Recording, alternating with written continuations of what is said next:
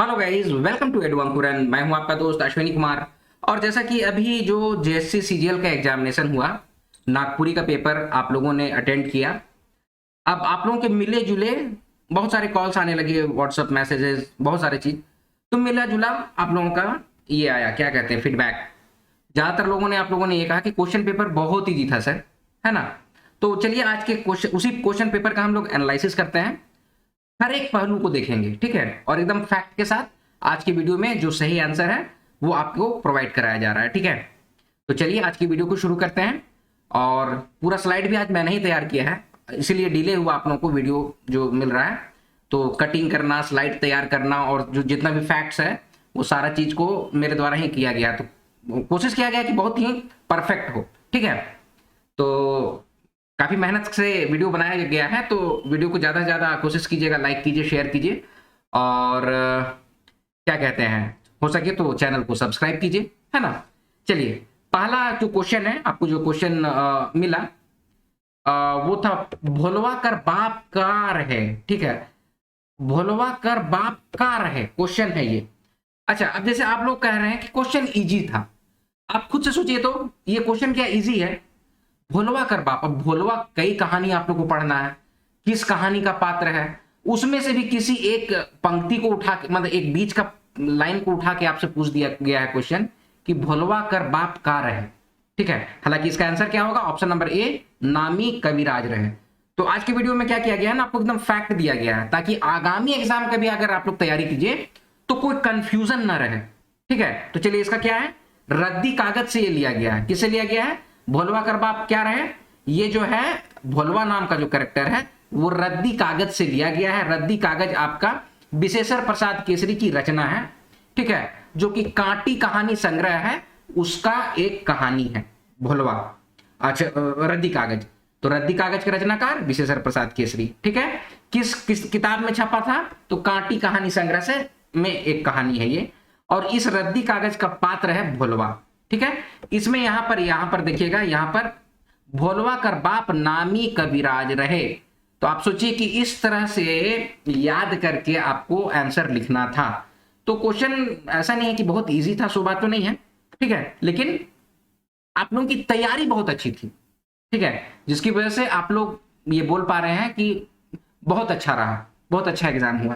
तो क्वेश्चन ठीक है, क्वेश्चन का स्टैंडर्ड ठीक है, ठीक है। चलिए अगला है, भोलवा कर दादा केकर खास वैद रहे, ठीक है। तो इसका करेक्ट आंसर हो जाएगा, आप लोग आंसर की भी मिलाते जाइए, जो भी है आप लोग अपना नंबर भी जोड़ते जाइए, ठीक है।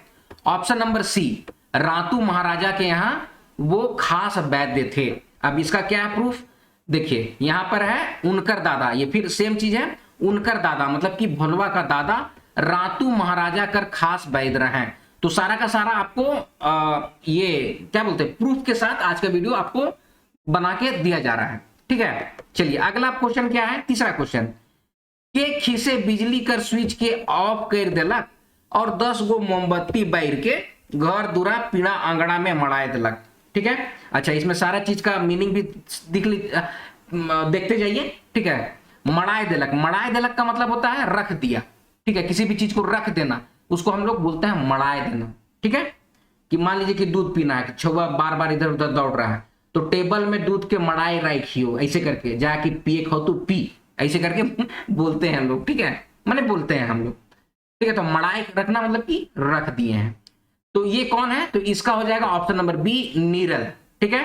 आइए इसको हम लोग देख लेते हैं।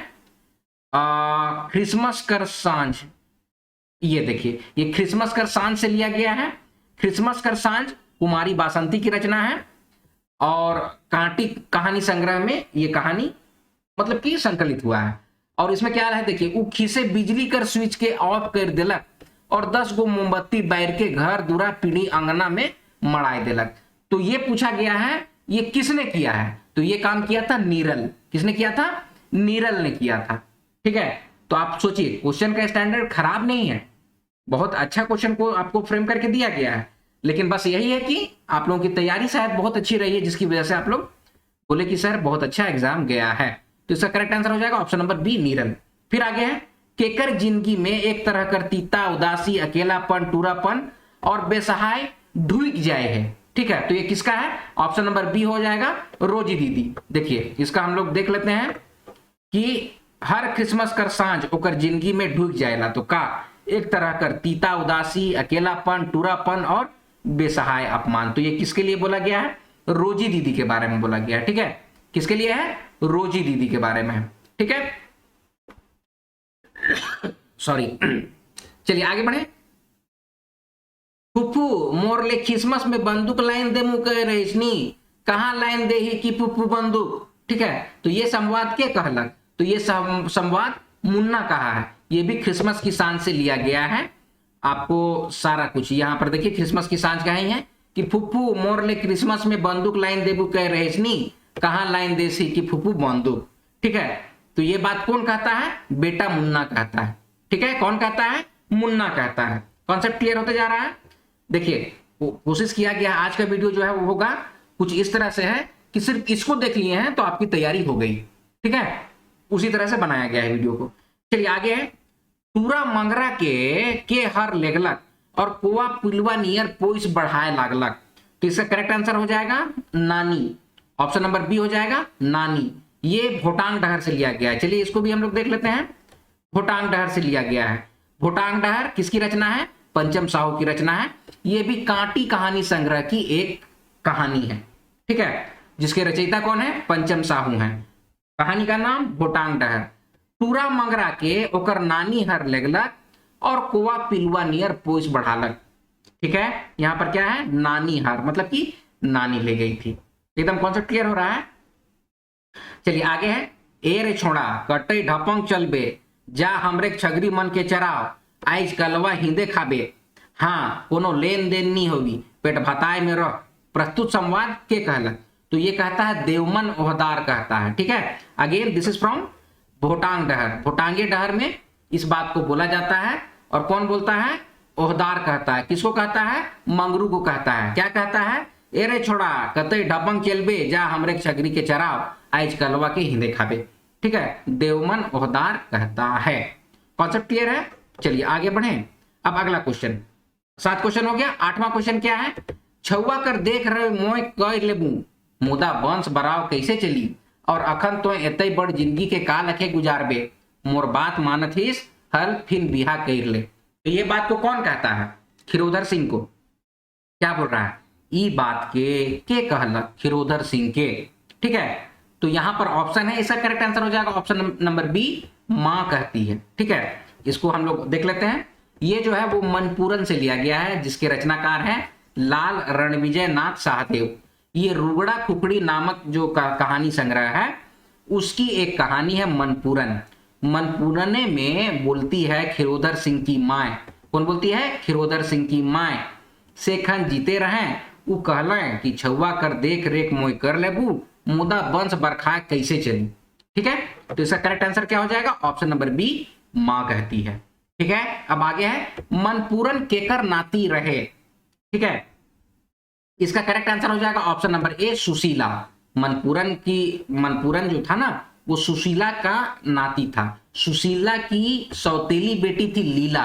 लीला का बेटा था मनपूरन। मनपूरन नामों रखी थी कौन? सुशीला। ठीक है, समझ रहे हैं आप लोग बात को? इसका भी कुछ रखे हैं क्या नहीं रखे? चलिए आगे अगला क्वेश्चन। ठाकुर विश्वनाथ शाही नाटक का मूल लेखक कौन रहे? तो इनका मूल लेखक हम कई बार बोले हैं, डॉक्टर विशेश्वर प्रसाद केसरी हैं। ठीक है, कौन है? कौन है? ठाकुर विश्वनाथ शाह। मूल रचनाकार डॉक्टर विशेश्वर प्रसाद केसरी। ठीक है, और ये प्रकाशित कब हुई थी? 1969 में हुई थी। 26 अप्रैल 1969 में हुई थी। ठीक है, समझ रहे हैं इस बात को? कॉन्सेप्ट एकदम क्लियर है। अगला क्वेश्चन 11 नंबर। ठाकुर विश्वनाथ शाही नाटक कर प्रकाशक कौन रहे? अच्छा, अब इसके बारे में क्या है ना कि यहां पर हितैषी कार्यालय छोटा नागपुर संस्कृति ये नहीं है। इसका करेक्ट आंसर हो जाएगा ऑप्शन नंबर ए, नागपुरी भाषा परिषद। इसकी स्थापना हो गई थी 1960 में। ठीक है, नागपुरी भाषा परिषद की स्थापना हो गई थी 1960 में। और ठाकुर विश्वनाथ शाही का जो मंचन किए थे वो कौन किए थे? प्रफुल्ल कुमार राय किए थे। मूल रचनाकार कौन थे? तो आपका बीपी केसरी थे। ठीक है, और नागपुरी भाषा परिषद रांची के द्वारा इसका प्रकाशन हुआ था। इसको एक बार, लेकिन अभी भी ठीक है, चलिए हम लोग को में स्ट्रांग बिलीव है कि यही होगा, लेकिन इसमें अभी भी कंफ्यूजन है। ठीक है, तो इसको आप लोग थोड़ा सा ये रखिए। हालांकि ऑप्शन नंबर ए ही सही होना चाहिए। जो भी आंसर किया आएगा, आयोग जो भी जवाब देगा उसको भी सर्वमान्य रहेगा, उसको हम लोग मानेंगे। ठीक है, चलिए आगे है अगला क्वेश्चन। अब अगला क्वेश्चन, ठीक है, आपको सारा कुछ हम लोग ठाकुर विश्वनाथ शाही पढ़ाए थे ना, उसमें हम ये सब सारा कुछ आप लोग को क्लियर किए थे, ये सारा कुछ।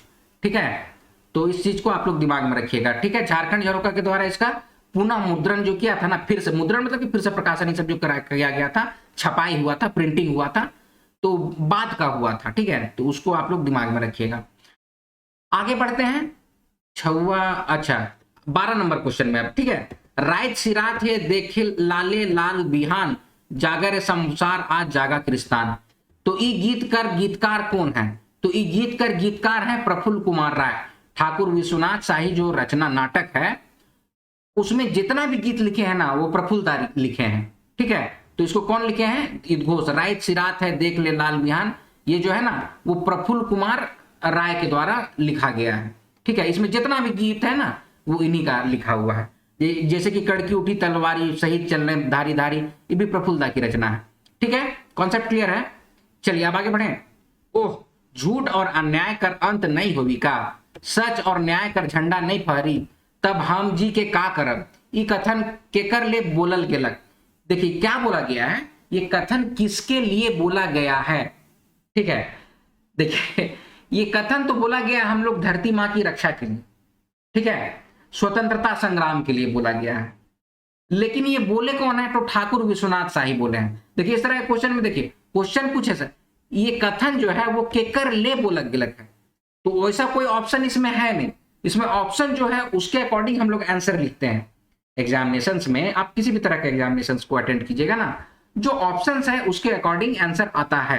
तो इसमें ऑप्शन है ठाकुर विश्वनाथ शाही, तो हो सकता है कि देखिए ये क्वेश्चन थोड़ा सा संशय का है। ठीक है, क्यों?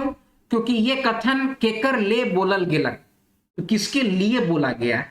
तो ये तो धरती माँ के रक्षा के लिए बोला गया, आजादी के लिए बोला गया है। ठीक है, लेकिन कौन बोले हैं? तो ठाकुर विश्वनाथ शाही बोले हैं। ठीक है, कौन बोलते हैं ये बात? ठाकुर विश्वनाथ शाही बोलते हैं। इसको हम आपके सामने रख दे रहे हैं कि विश्वनाथ शाही क्या बोल रहे हैं। ओह झूठ और अन्याय कर अंत नहीं होवी का, सच और न्याय कर झंडा नहीं फहरी, तब हम जी के का करब। ठीक है, ये बात कौन बोलते हैं? ठाकुर विश्वनाथ शाही बोलते हैं। ठीक है, तो इसका करेक्ट आंसर होना चाहिए या होगा ठाकुर विश्वनाथ शाही। ठीक है, जो कंफ्यूजन है उसको हम क्लियर कर दे रहे हैं। फिर आगे है कोई परवाह नहीं डाल्टन, कोई परवाह नहीं, हजारों विश्वनाथ जन्म लेबाएं और तोके छिती छान करवाएं, और हमर बन गांव कर संगे गोटा देश तोर से मुक्ति पावी। इस संवेदनात्मक संवाद किसकी है? ये भी बोले हैं ठाकुर विश्वनाथ शाही का है।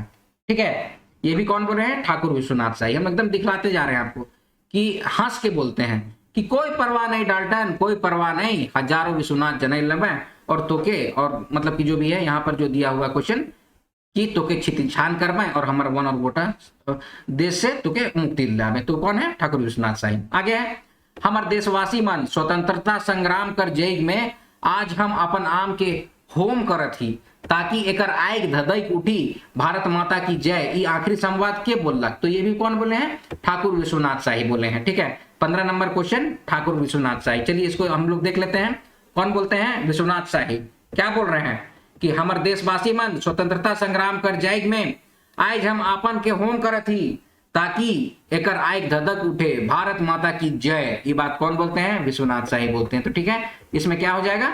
ठाकुर विश्वनाथ शाही। रिंगचिंगिया केकर लिखल रचना है? कई बार हम अपने कई वीडियो में बतलाए हैं, आप लोग बहुत अच्छे से जानते हैं। रिंगचिंगिया जो है वो प्रफुल्ल कुमार राय की रचना है। इसमें 25 गद्य और कहानियों का संग्रह है। 25 गद्य और कहानियों का संग्रह है रिंगचिंगिया में। कॉन्सेप्ट क्लियर है एकदम? देखिए एडुवंकुरन की टीम के द्वारा, एडुवंकुरन के द्वारा जो आपको बतलाया जाता है ना, उसी को लास्ट रिजॉर्ट मानना है आप लोग को। ठीक है, जो भी बतलाया जाता है परफेक्ट बतलाया जाता है, और हम लोग कभी ये क्लेम नहीं करते हैं ना कि भाई हम जो बता रहे हैं उसी से क्वेश्चन आएगा। नहीं, हम लोग तैयारी आप लोग कुछ ऐसी कराते हैं कि हम लोग ये तो इतना कंफर्म रहता है कि भाई ऐसा पढ़ लो कि कोई गेस क्वेश्चन की जरूरत ना पड़े। ठीक है, तो कोई गेस क्वेश्चन हम लोग नहीं देते हैं, लेकिन वही है कि कुछ तैयारी इस तरह से कराई जाती है कि आप लोगों का तैयारी अच्छा हो जाता है। ठीक है, चलिए अब आगे बढ़ेंगे। पतई एक कोयनार के केकर लिखल रचना है, ठीक है। आप लोग को जब हम शारदा प्रसाद शर्मा कराए थे तो उसमें बहुत अच्छे तरीके से बताए थे कि पतई एक कोयनार के, कहाँ गया भाई, है यहाँ पे ना, पतई एक कोयनार के, ठीक है। पतई एक कोयनार के किसकी रचना है? शारदा प्रसाद शर्मा की रचना है, ठीक है। कि विप्लवी महान गीत आइज के कुछ कैल के, मेघ गीत कुछ सीटा मीठा, ये सब हम आप लोगों को करा दिए थे। तो पतई एक कोयनार के किसका रचना है? शारदा प्रसाद शर्मा की रचना है, ठीक है। चलिए अब आगे बढ़े।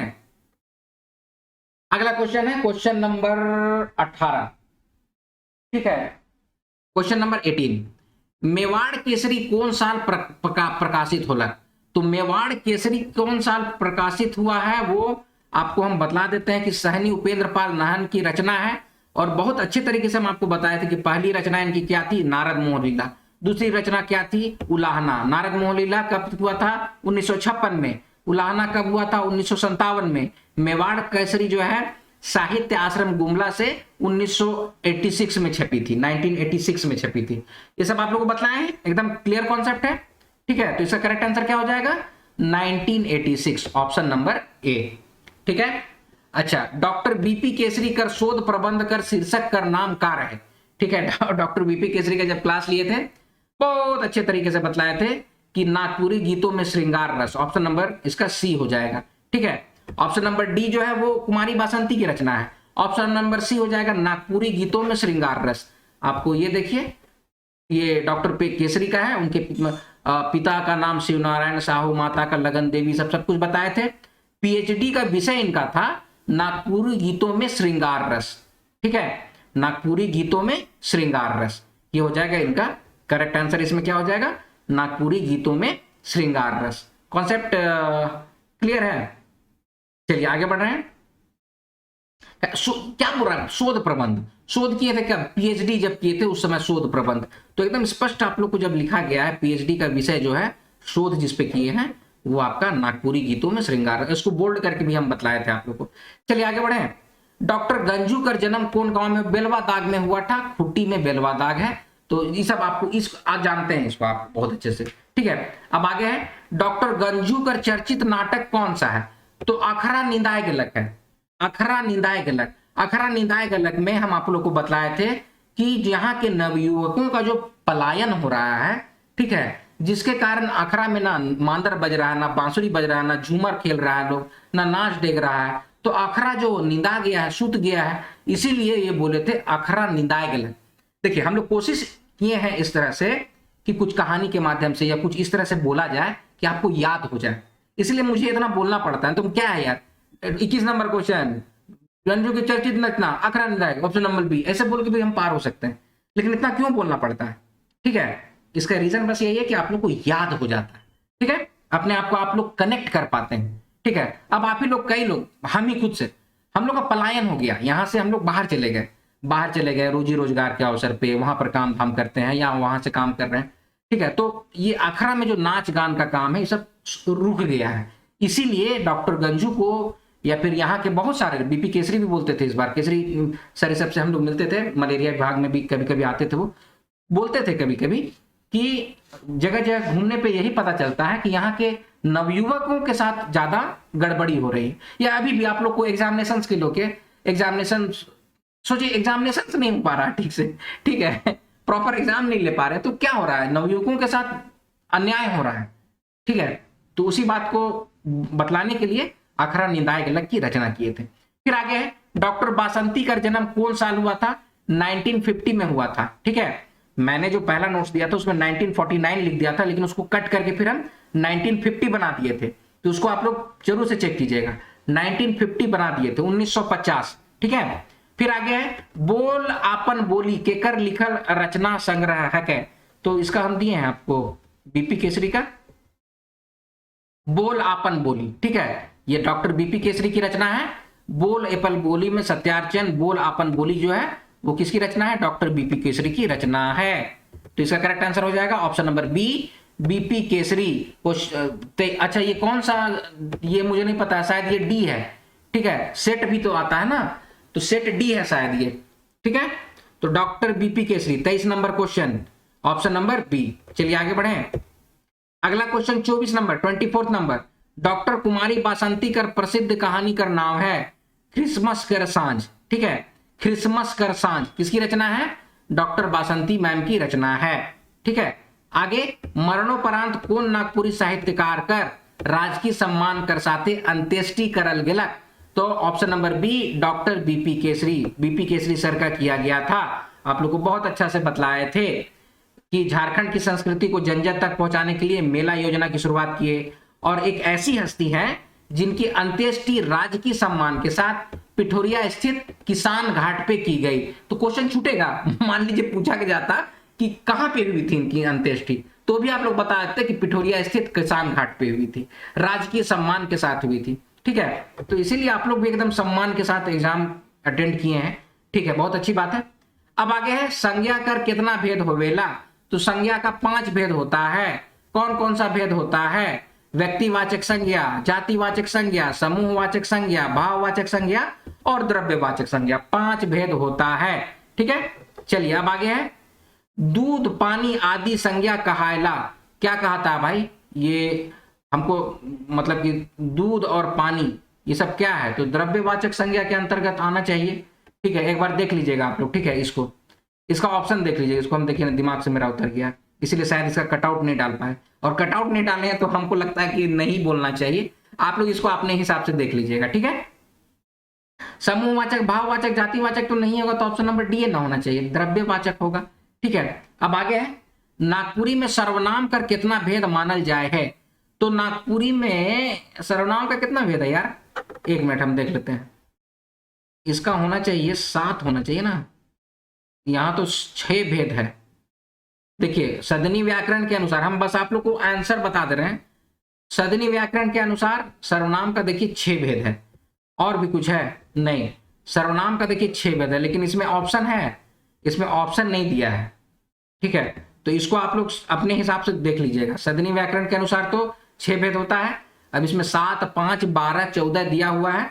आप लोग अपने अकॉर्डिंग, या फिर आयोग जो आंसर देगा उसको हम लोग मानेंगे। कहे कि उसके बाद मैं किसी और चीज को टच नहीं करना चाहता हूं, व्याकरण में मैं ज्यादा कंफ्यूजन क्रिएट नहीं करना चाहता हूं, इसीलिए। ठीक है, नहीं तो कई पुस्तक हैं, सबको अपने अपने हिसाब से अपना अपना भेद बताएं, तो हम इसको एकदम चुपचाप रहेंगे, आयोग जो आंसर देगा उसी को मानेंगे। ठीक है, फिर आगे है क्वेश्चन नंबर 29, तोय मोय कौन किस्म कर सर्वनाम है? तो तोय मोय जो होता है ना, यहां पर हम देख लीजिए बताए हैं, पुरुषवाचक सर्वनाम, पुरुषवाचक या फिर व्यक्तिवाचक। ठीक है, मोय तोय इसी का भेद होता है। और कुछ कटआउट डाले हैं, मोय हो गया या तोय हो गया, पुरुषवाचक सर्वनाम का होता है, व्यक्तिवाचक सर्वनाम का। देखिए सदनी व्याकरण में भी है, जैसे कि मोय हो गया, तोय हो गया। ठीक है, ये व्यक्तिवाचक या फिर पुरुषवाचक सर्वनाम का 3 भेद होता है। उत्तम पुरुष होता है, मध्यम पुरुष होता है और अन्य पुरुष होता होगा। तो मोय तोय हो जाएगा आपका, इसका ये मोय तोय हो जाएगा आपका यहां पर, कहां? व्यक्तिवाचक, ऑप्शन नंबर ए हो जाएगा। ठीक है, ऑप्शन नंबर ए हो जाएगा। आगे है आदर सूचक सर्वनाम, अपने और रौरे। ठीक है, ऑप्शन नंबर ए 30 का क्या हो जाएगा? आदर सूचक सर्वनाम अपने और रौरे, इसमें कोई कंफ्यूजन नहीं है, एकदम बिल्कुल सही है। आगे है नागपुरी में मुद्ध रूप से कैठो लिंग होवेला? नागपुरी में 2 ही लिंग होता है, एक स्त्रीलिंग और पुल्लिंग। अभी का टेस्ट भी लिए थे तो हम आप लोग को क्लियर किए थे, सिर्फ 2 ही बताना है, स्त्रीलिंग और पुल्लिंग। ठीक है, कहां गया है? यहाँ पे लिंग, नागपुरी में मुद्ध रूप से 2 लिंग होता है। कितना लिंग होता है? 2 लिंग होता है, पुल्लिंग और स्त्रीलिंग होता है। कॉन्सेप्ट क्लियर है? इसके अलावा कोई चीज में ज्यादा दिमाग नहीं लगाना है। ठीक है, चलिए आगे बढ़ते हैं, आगे बढ़ जाते हैं। अगला क्वेश्चन 32 नंबर, नागपुरी में मुख्य रूप से वचन कर कितना भेद होता है? कितना वचन होता है? तो वचन सिर्फ 2 ही होता है, एक वचन और बहुवचन, उसके अलावा कुछ नहीं होता है। तो वचन भी कितना होता है? 2 होता है। तो ऑप्शन नंबर डी हो जाएगा, इसका करेक्ट आंसर हो जाएगा ऑप्शन नंबर डी, 2 वचन, मतलब 2 होता है, एक वचन और बहुवचन। अब आगे है चरई मन आकाश में उड़त हैं, एकर में कौन काल कर बोध हुआ थे? इसमें वर्तमान काल का बोध हो रहा है। चरणमय आकाश में उड़त हैं, उड़त हैं, उड़त हैं अगर लिखा रहा है ना, उसका मतलब होता है उड़ रहे हैं। तो उड़ रहे हैं कौन सी में आता है? प्रेजेंट टेंस में आता है। ठीक है, प्रेजेंट कंटिन्यूअस में आ गया वो। ठीक है, आईएनजी फॉर्म। तो ये वर्तमान काल के अंतर्गत आता है, भविष्यकाल भूतकाल ये सब कुछ नहीं है वर्तमान काल में। आगे है संप्रदान कारक कर चिन्हा का होवेला। संप्रदान कारक में हम आपको बताए हैं लागिन होता है, से होता है, ठीक है। तो ऑप्शन नंबर ए होना चाहिए, ए होना चाहिए नहीं, ए होगा, ठीक है। यहाँ पर क्या है, संप्रदान कारक का लागिन, लाई, ले ये होता है, ठीक है। तो इसका करेक्ट आंसर हो जाएगा ऑप्शन नंबर ए, ठीक है। काहे कि और बाद बाकी जो है ना ऐसा वैसा ऑप्शन है वो थोड़ा गड़बड़ा रहा है, तो इसीलिए दिमाग में लगाना, ऑप्शन नंबर ए होगा इसका। आगे है गछ ले अंबा गिरलक में कौन कारक है, ठीक है। तो जिससे कोई चीज छूटने का बोध होता है तो उसमें ले का प्रयोग होता है, ठीक है। गछ ले अंबा गिरलक ये हो गया आपादान कारक। इसका करेक्ट आंसर क्या हो जाएगा, ऑप्शन नंबर, जैसे कि आप लोग को बताया था आपादान कारक के बारे में बताया था क्या, आपादान कर माने होवेला कोनो चीज से अलगाव या जुदा होना, ठीक है। संज्ञा या सर्वनाम कर जे रूप से आदमी चाहे वस्तु कर जुदा हुए कर बोध होवेला, ओके, आपादान कारक कहना। जैसे गच ले सिवा अचके डेगलक, तो पेड़ में था, बैठा हुआ था, पहले जुड़ा हुआ था और वहां से बस कूद गया, ठीक है। तो गच ले सिवा अचके डेगलक। अब गच ले अंबा गिरलक, आपको तो यही दिया है ना भाई, गच ले अंबा गिरलक, तो गच ले अंबा गिरलक का मतलब हो गया आपका आपादान कारक। तो इसका करेक्ट आंसर हो जाएगा ऑप्शन नंबर ए, आपादान कारक। मिलाते जाइए। फादर पीटर शांति नौरंगी समास कर कैट भेद बताए हैं क्या, तो देखिए फादर पीटर शांति नौरंगी जो है ना सबका हम बता दे रहे हैं। सदनी व्याकरण के अनुसार 7 भेद, कौन कौन यहां पर है। पंडित योगेंद्र नाथ तिवारी 8 भेद, कौन कौन यहां पर है, देख लीजिए। उसके बाद फिर हम आपको बताए थे पीटर शांति नौरंगी समास का 5 भेद बताए हैं, तत्पुरुष समास, कर्मधारय समास, द्वंद्व समास, अव्ययीभाव समास और बहुव्रीहि समास, ठीक है। तो इसका करेक्ट आंसर क्या हो जाएगा, 5 भेद। क्या हो जाएगा इसका करेक्ट आंसर कि 5 भेद बताए हैं, ऑप्शन नंबर बी, 5 भेद बताए हैं। इसको आप लोग दिमाग में रखेंगे। आगे है जेकर दोनों शब्द संज्ञा हो और उ मन के बीचे जो संयोजक और शब्द लुकल हो ओके का समास कहेला, ठीक है। देखिए संयोजक और शब्द लुकल रहता है, संयोजक का मतलब कि और जोड़ने वाला, शब्द का अगर लुकल है, लोप हो गया है, तो उसको हम लोग द्वंद्व समास कहते हैं। क्या कहते हैं, ऑप्शन नंबर ए, द्वंद्व समास कहते हैं। देख लें एक बार और, द्वंद्व समास, समास कर वैसन रूप जेकर में समासिक पद, चाहे वो पूर्व पद हो या फिर उत्तर पद हो, संज्ञा हो जाएगा। दोनों पद क्या हो जाता है, संज्ञा हो जाता है, और उनका संयोजक का लोप हो जाता है। मतलब कि संयोजक का मतलब और होता है, यहाँ पर क्या लिखा हुआ, संयोजक कर माने और होता है, तो और जो है वो उसका लोप हो जाता है। दोनों संज्ञा है, जैसे कि माटी और काठी, तो उसको क्या बोलेंगे, माटी काठी, भूति बनी, बहुत अच्छा समझाए हैं समास में, ठीक है। उसको द्वंद्व समास कहा जाता है। कॉन्सेप्ट क्लियर है। तो इसका करेक्ट आंसर क्या हो जाएगा, ये जो क्वेश्चन है इसका करेक्ट आंसर क्या हो जाएगा, द्वंद्व समास कहते हैं, ऑप्शन नंबर ए, 37 का ऑप्शन नंबर ए। चलिए क्रिया विशेष अव्यय कर कितना भेद है। चलिए क्रिया विशेष अव्यय का भेद जो है इसको भी डिफरेंट लोग डिफरेंट तरीके से बताए हैं, तो आयोग क्या मानता है उसको बाद में कहेंगे, लेकिन इसका आंसर क्या है हम लोग देख लेते हैं एक बार, ठीक है। समास का प्रकार देख लिए, क्रिया विशेष कर 4 प्रकार होता है। उसके बाद फिर पंडित योगेंद्र नाथ तिवारी जो है वो क्या बताए हैं, क्रिया विशेष ये अव्ययीय है एक तरह से, ठीक है। तो इसमें पंडित योगेंद्र नाथ तिवारी नागपुरी भाषा का संक्षिप्त परिचय नामक किताब में क्रिया विशेषण कर 4 भेद बताए हैं, ठीक है। वही फादर पीटर शांति नौरंगी 5 भेद बताए हैं, ठीक है। और यहां पर भी ना जैसे कि 4 भेद बोला गया है ना, तो होना चाहिए, देखिए हम आपको क्या बोले थे कि जैसा ऑप्शन रहेगा वैसा आपको आंसर लिखना है। ऐसे 4 भेद है, लेकिन एक 5वां भेद भी हम लास्ट में लिख दिए थे कि देखो भाई ठाववाचक, कालवाचक, रीतिवाचक, परिमाणवाचक और दिशावाचक होता है, 5 हो जाता है, ठीक है। तो यहां पर जो क्वेश्चन है, कहां है क्वेश्चन, यहां पर जो है ना उसको हम लोग एक बार देख लेते हैं कि क्रिया विशेष अव्यय कर कितना भेद है। तो 4 कहीं पर दिख रहा है, नहीं है ना, तो यहां ऑप्शन नंबर ए हो जाएगा, 5 भेद बताया गया है, ठीक है। कितना हो जाएगा, 5 भेद होगा। क्रिया विशेषण यहां पे हो जाएगा, ठीक है। यहां पर छूट गया है या फिर जो भी है क्रिया विशेष लिखे हैं अव्यय, उसका 5 भेद है। अब अगला क्वेश्चन है जोन शब्द से संज्ञा और विशेषण कर विशेषता बोल रहा है, ठीक है। देखिए संज्ञा और सर्वनाम रहता ना, उसका विशेषता होता तो ऑप्शन नंबर सी विशेषण होता। लेकिन इसमें क्या बोल रहा है ना, जो शब्द से संज्ञा और विशेषण का विशेषता बताता है तो उसको या तो हम लोग क्या कहते हैं, परा विशेषण, या तो फिर हम लोग कहेंगे विशेष विशेषण। अब वो भी ऑप्शन में नहीं है, ठीक है, वो भी ऑप्शन में नहीं है, विशेष विशेषण प्रविशेषण ये सब ऑप्शन में नहीं है। तो इसका आंसर क्या होगा ये आयोग जाने, या फिर क्या होगा, नहीं तो फिर और सब तो कुछ दिख नहीं रहा है, इसका आंसर या तो हो जाना चाहिए ऑप्शन नंबर ए, हो जाना चाहिए, आई एम नॉट श्योर, ठीक है। कोई भी चीज में कंफ्यूजन हम आप लोग के सामने नहीं रखेंगे, आयोग इसका जो भी आंसर देगा उसी को हम लोग फॉलो करेंगे, ठीक है। कि जो शब्द से संज्ञा और विशेषण का विशेषता, क्या कि यहाँ पे विशेषण लिख दिया भैया, तो विशेषण की जो विशेषता बताता है ना उसको परा विशेषण कहते हैं, विशेष विशेषण कहते हैं, ठीक है। तो वो तो ऐसा कुछ दिया नहीं गया है। और संज्ञा और यहाँ पे क्रिया रहता है, क्रिया की विशेषता बतलाता है ना, उसको क्रिया विशेषण कहते हैं, ठीक है। तो ऐसा भी नहीं लिखा हुआ है, तो सारा चीज आपके सामने रख दी। अगर सर्वनाम रखता, संज्ञा और सर्वनाम रहता तो इसका आंसर हो जाना था ऑप्शन नंबर सी। क्रिया रहता तो इसका आंसर हो जाना चाहिए था ऑप्शन नंबर ए। लेकिन अगर विशेषण का विशेषता, संज्ञा और विशेषण की विशेषता बता रहा है तो उसमें विशेष से विशेषण होना चाहिए था, या तो प्राविशेषण होना चाहिए, तो वैसा कोई ऑप्शन दिख नहीं रहा है यहाँ पे, ठीक है। तो इसको हम कंप्लीटली आप लोग पे छोड़ते हैं, आयोग पे छोड़ते हैं। चलिए आगे बढ़ते हैं, अगले क्वेश्चन पे आ जाते हैं।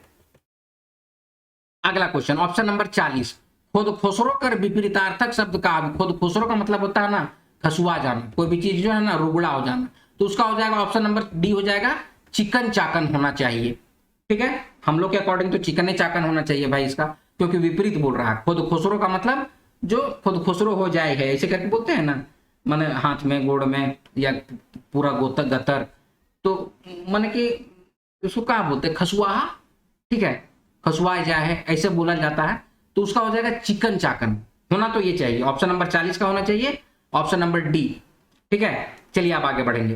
फगुआ राग कर गीत कौन ऋतु में गावल जाएला, आप लोग को हम बतलाए हैं फगुआ राग का गीत जो है वो बसंत ऋतु में गाया जाता है, इसको हम लोग पढ़ाए भी हैं। फगुआ, फगुआ मास कब होता है यार, फगुआ गीत बसंत ऋतु का गीत है, बताए हैं आराम से, तो ये सबको आप लोग को निश्चिंत रहना, जो बताया जा रहा है बिल्कुल सही है, तो बसंत ऋतु होगा। आगे है समय अथवा पहर कर अनुसार जो गीत गाया जाता है उसको कहते हैं, अंगनई में भी होता है भिनसरिया, ठीक है, भिनसरिया मतलब सुबह के समय, समय से संबंधित है। आगे है 43 नंबर, मुखौटा चाहे बिना मुखौटा के पुरुष प्रधान नृत्य कौन है, तो इसको छौ नृत्य कहते हैं, ऑप्शन नंबर ए होगा इसका करेक्ट आंसर, छौ नृत्य है। इसको हम आपको एकदम दिखला दे रहे हैं, पाइका और छवे में आपको यहाँ पर कंफ्यूजन हो रहा है सब लड़का लोग को कि पाइका होगा सर, कुछ लोग बोल रहे हैं छौ होगा सर, तो हम सब नृत्य के बारे में आपको बता देते हैं, ठीक है। कि देखिए छौ नृत्य में मुखौटा होता भी है, नहीं भी होता है, यहाँ पर एकदम लिखा हुआ है छौ नृत्य में क्या है, यह मुखौटा तथा बिना मुखौटे का पुरुष प्रधान नृत्य है। पाइका क्या होता है, ये एक तरह का क्या माने कि क्या बोलता है कि, अरे कहाँ है भाई, तलवार भांजते हुए, मतलब कि शौर्य से संबंधित नृत्य होता है ये, ठीक है, पाइका नृत्य। उसके बाद फिर एक और कौन सा नृत्य है, बुरु नृत्य जो होता है ना, वो आपको जदुरा जानते हैं, जदुरा का, जदुरा नृत्य से जैसा होता है। और राया नृत्य जो होता है ना, ये हम लोग मंडा में करते हैं, मंडा में जब जागरण होता है ना महादेव का, उस समय हम लोग राया नृत्य करते हैं। इसे देखिए हम मोटा मोटी जो जानते हैं उसको आपको बता रहे हैं, ठीक है, तो इसको आप लोग दिमाग में रखिएगा। लेकिन इसका करेक्ट आंसर क्या हो जाएगा, ऑप्शन नंबर ए, मुखौटे चाहे बिना मुखौटे के छौ नृत्य होता है। अब आगे है मंडा पूजा में कौन भगवान का पूजा करल जाएला, तो भगवान महादेव की पूजा करते हैं मंडा में, इसको आप लोग बहुत अच्छी तरह से जानते हैं। अग्नि जो है, अग्नि में चलने का है, ठीक है, उस मंडा पूजा बहुत भयंकर पूजा होता है, उसको बहुत हिसाब से किया जाता है, ठीक है। तो महादेव के लिए और भी बहुत सारा देवी शक्ति पार्वती और महादेव के लिए किया जाता है, ठीक है। उसी में राया नृत्य भी किया जाता है, ठीक है, जिसमें कि दोनों शक्ति का प्रदर्शन करते हैं, स्त्रियां भी और पुरुष भी, ठीक है। ठेला ठेली वाला नाचते हैं, ठेला ठेली करते हैं, ठीक है। चलिए अब आगे बढ़े।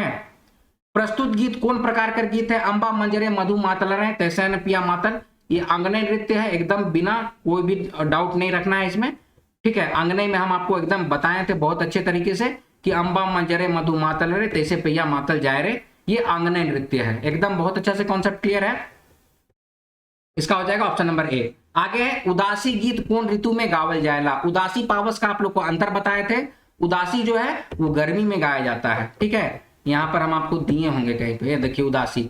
उदासी गीत का राग जो होता है गर्मी क्या व्याकुलता में होता है, तो गर्मी होगा उसमें, ठीक है। उदासी का क्या हो जाएगा, गर्मी हो जाएगा। फिर आगे आप बढ़े, अगला क्वेश्चन है 47। प्रस्तुत गीत कौन राग में गावल जाए है? झुमकी झुमकी बूंद बरसेला, गोरी की जीवा लागे उदास, काहे जीवा लागे उदास। देखिए ये जो है ना वो 12 मासा गीत है, ठीक है। 12 मासा गीत में ना रसकीरा की भी प्रधानता होती है, तो इसमें करेक्ट आंसर होना चाहिए ऑप्शन नंबर सी, रसकीरा होना चाहिए, ठीक है। 12 मासा का देखिए हम आपको बताए हैं, पिंडा 12 मासा गीत, ठीक है, कि 12 मासा में अलग अलग महीने की विशेषता होती है। षड ऋतु का होता है, 6 ऋतु के बारे में हम आपको बताए थे। 3 ऋतु तो आप लोग बहुत अच्छे जानते हैं, गर्मी वर्षा जाड़ा। ग्रीष्म होता है, वर्षा ऋतु होता है, शरद ऋतु होता है, हेमंत ऋतु होता है, और फिर शिशिर ऋतु होता है। इस तरह से टोटल आपका ना 6 ऋतुओं का जो कॉम्बिनेशन है उसको 12 मासा कहते हैं। 12 मासा में 6 ऋतुओं का गीत गाया जाता है।